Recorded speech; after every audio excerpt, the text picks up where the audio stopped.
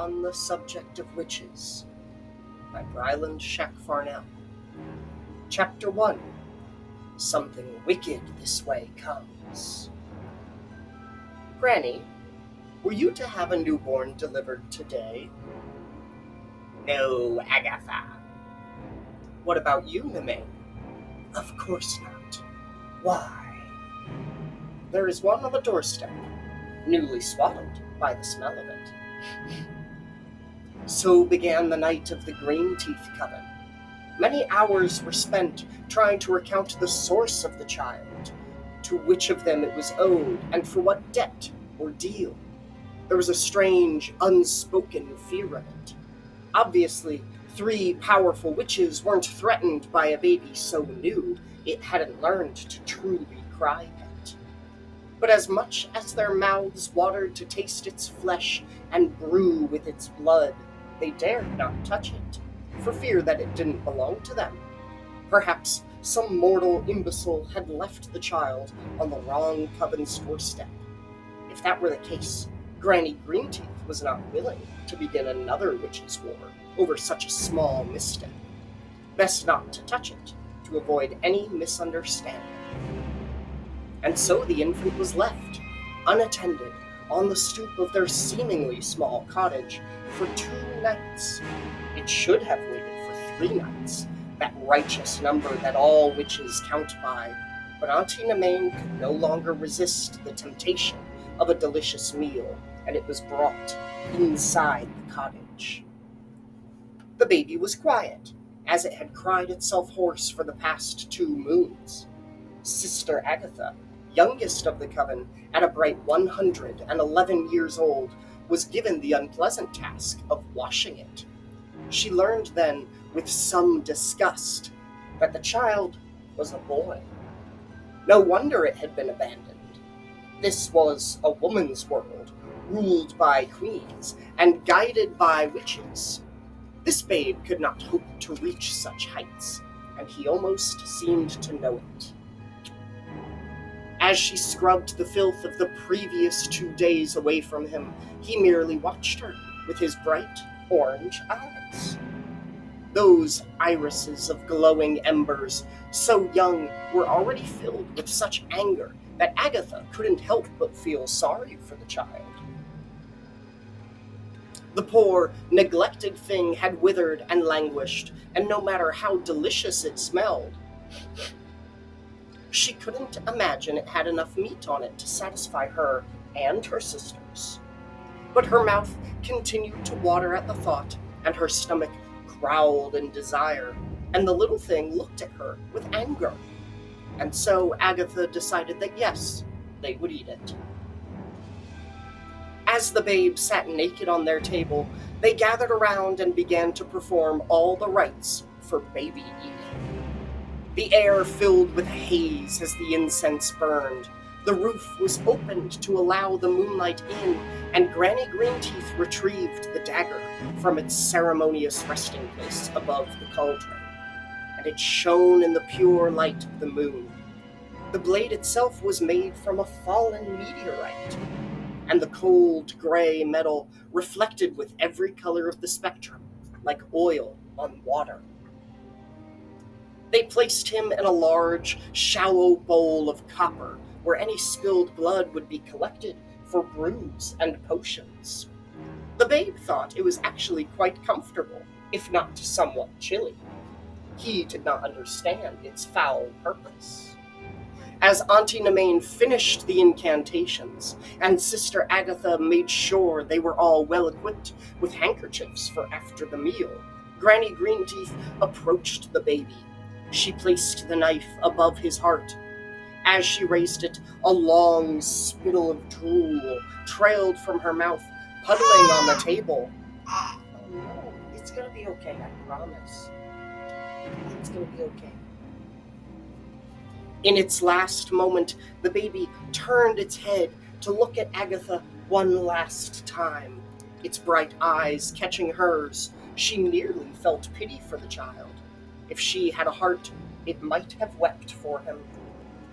But before the child's life could be ended, the ceremony was interrupted by Agatha's own familiar, Gwydion. The large, gray cat pounced onto the table and stood above the infant, releasing a guttural meow.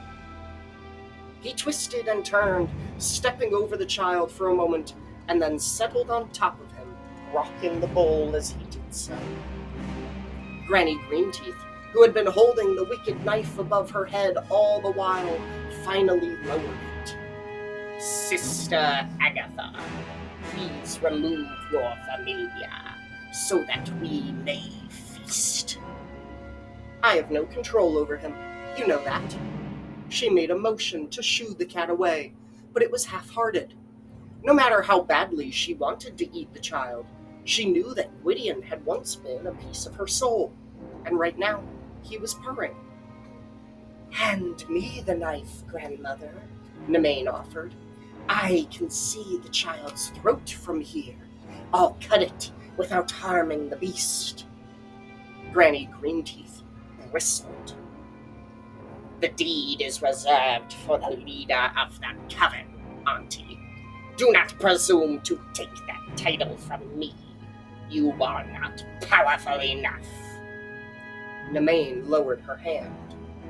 "No, not yet." "Perhaps he can be of use to us," Agatha interrupted them. The granny of the coven eyed her, suspicious. "What do you mean, sister?" "How often do our potions require the blood of a human? Fresh human tears? The hair of a child?" Agatha asked them. Their pause told her that they heard the wisdom in her words.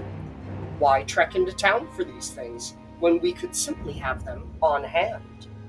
A very unwitch-like part of Agatha knew that being the unwilling donor of such things was not the life for a child, and felt some small amount of pity.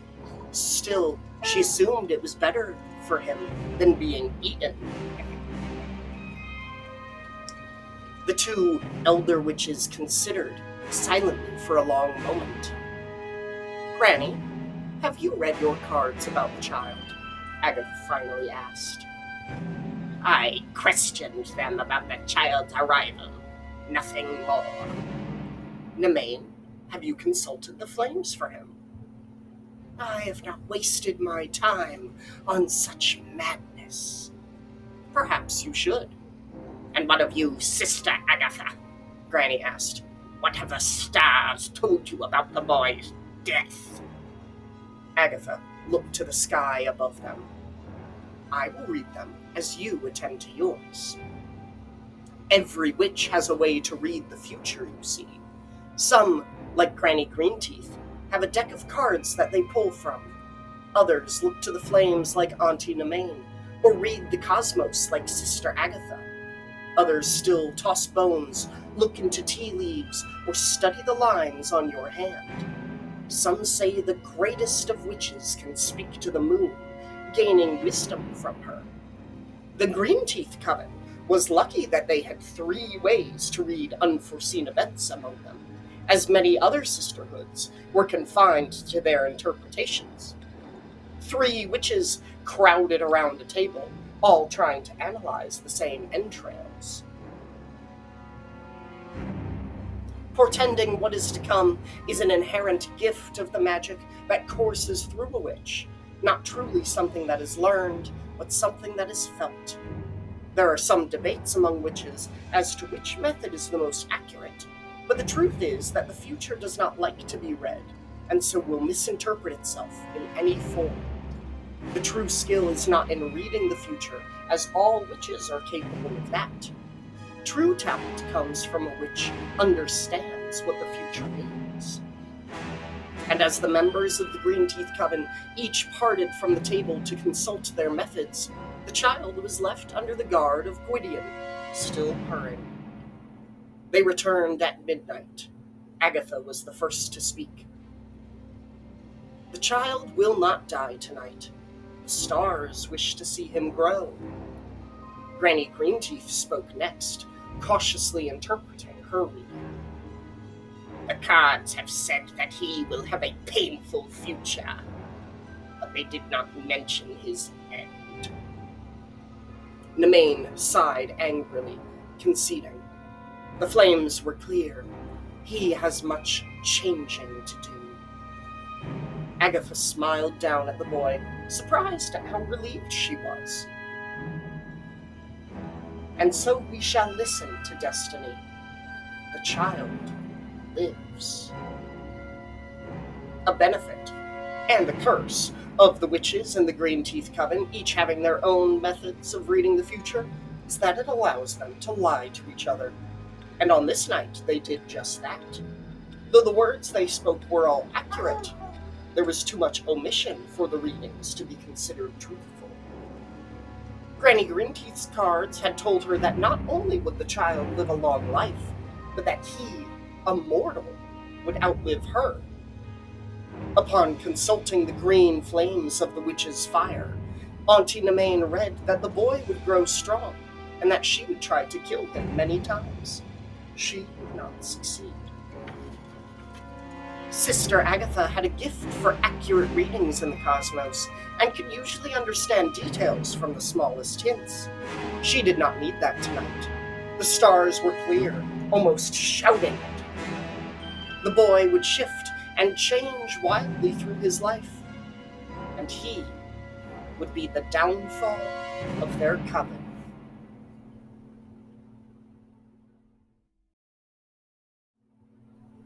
Hi, I'm Briland Schack-Farnell, author of On the Subject of Witches, here with Aster Schack-Farnell.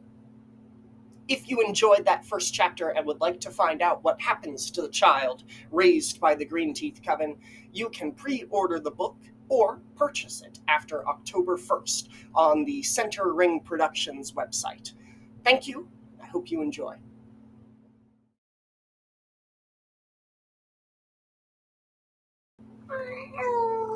Yeah, I know. He's going to be okay, I promise. But before... Oh, no, you can't do it. You made it this far last time, too. Gwydion. The large, gray cat pounced onto the table and stood above the infant, releasing a guttural meow. Yeah,